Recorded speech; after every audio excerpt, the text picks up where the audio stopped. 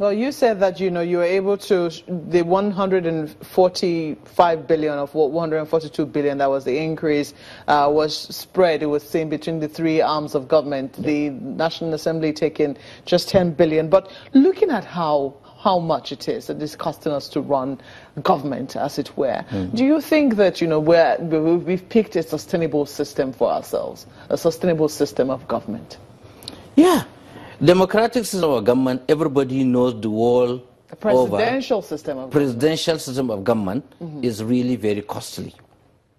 That Nigeria has subscribed to the presidential system of government, the authors or our forefathers have contemplated that, yes, it's doable and it's achievable. And yet we have been doing it. 2016 budget, 6 trillion.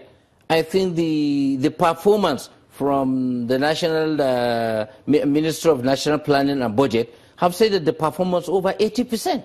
So if, despite the recession in 2016, despite the militancy in the Niger Delta, we were able to achieve 80%, and with the insecurity tempt, and with the projection now, and the increase in non-oil revenue, look at FIRS now, Federal Inland Revenue, have registered more than 700,000 additional corporate companies. Because you say that, 80% last year, but people will say that one of the areas of the budget that is easily achievable is the recurrent arm of it. This year, the first year, from what we heard from the senators, that they're being able to earmark concretely 30% of the budget. And that's where a lot of Nigerians have their eye, because they believe that that is what will directly impact them. If we come back and say, 80% of this year's budget was achieved, it will mean that we'll have to ask the questions, which one of them, contributed a large chunk to that 80% implementation. And I think that's where a lot of people have concerns. We are talking about the recurrent expenditure. We have capital and recurrent. Yes. In the capital, vividly in figure, I think the National Budget Planning, as of September, they have about 1.something trillion that was spent on capital project. And it is a feat that it has never been achieved in the history of this country. Besides, I told you that the presidential system of government, the whole over, and the running of a government is really very costly. And that's why it is now on record that recurrent expenditure in the Nigerian context is really, really very high. And we have taken steps, and I think this administration, to give them applause, they have embarked on all this traveling, international traveling, that probably civil servant now should stop flying business class.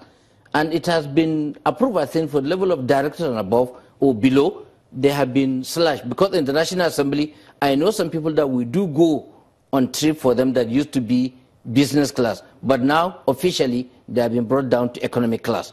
So with this kind of approach, it's reducing cost of governance. There are a lot of areas that we can cut corners. But the Nigerians too have to come and parley with us, with the National Assembly, because this is where the people are represented, to actually see the reason behind cut of governance. Let's see what to be cut and what not to. There are things that are of absolute necessity, but like issues traveling, to me, if we can all go on economy, it will reduce the cost of governance. What are some of the things that you think are absolute necessities that cannot be cut, and what do you think are some of the things that we should be doing without?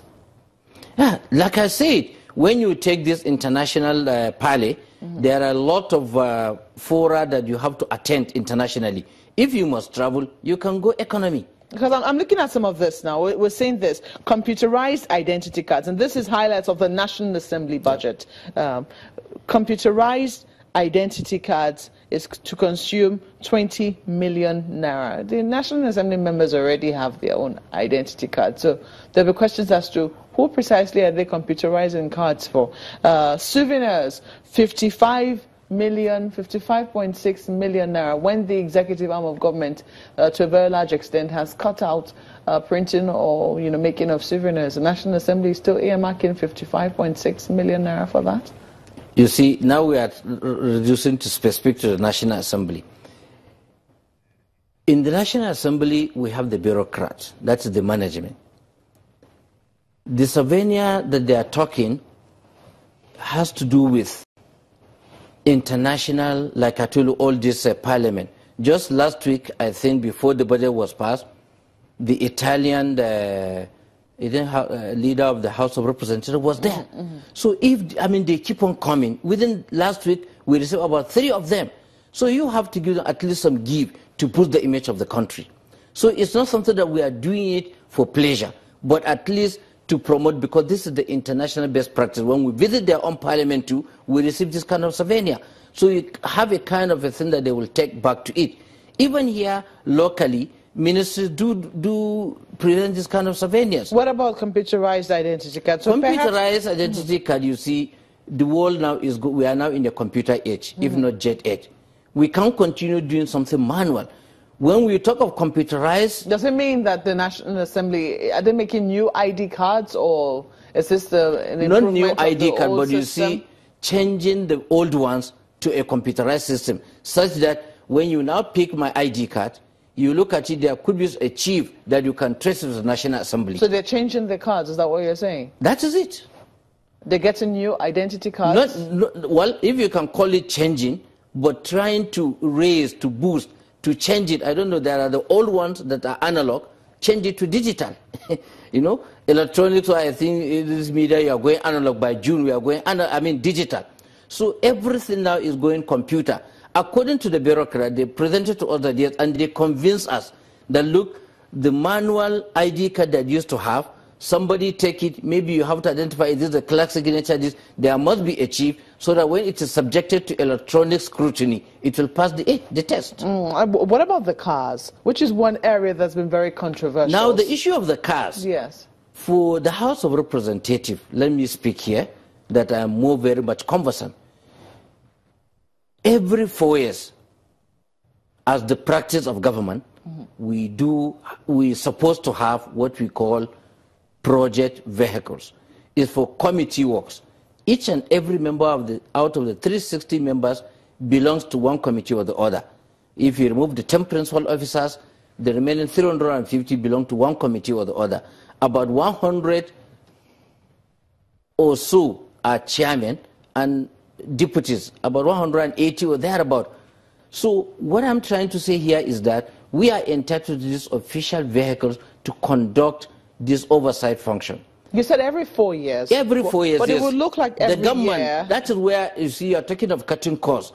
It is the practice of the government. A minister, which is almost equivalent to a House of Representative member, after serving his term, a service chief, head of MDA, is allowed to go with the vehicle he used. That's a government policy. National Assembly doesn't make that policy. It is the executive of a government that made that policy. You go with your car, so I'm coming. Just a moment. I'm asking, do we do it every 4 years or do we do it every year? For every instance, 4 years. So there was no budget for vehicles last year? Very good. There was, but it was very, very inadequate. It is part of the budget underfunding that it was not performed. Budget performance was negatively 0. That's why I'm coming to that. This is the second year.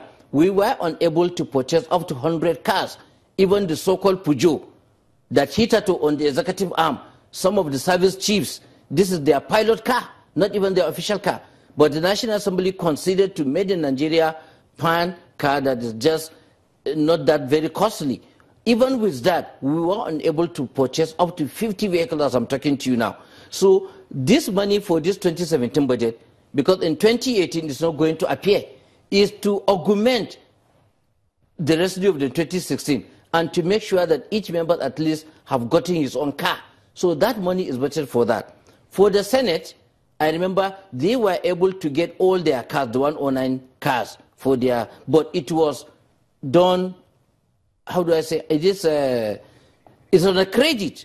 The contractor supplied it and they are on their neck. So you have to defray this cost. So part of this, like we say, is a recovery budget, is to redeem some of these pledges and commitment. So that's why the budget is there. I'm assuring you, 2018, you wouldn't see anything for vehicles. But suffice to say that that's for the members and the senators. Remember that the bureaucrat too, the clerk of the National Assembly, clerk of House of Representatives, clerk of the Senate, clerk of committees, they have utility vehicles too. So probably if they're going on out, there could be a budgetary allocation to get new vehicles or repairs, maintenance, fueling.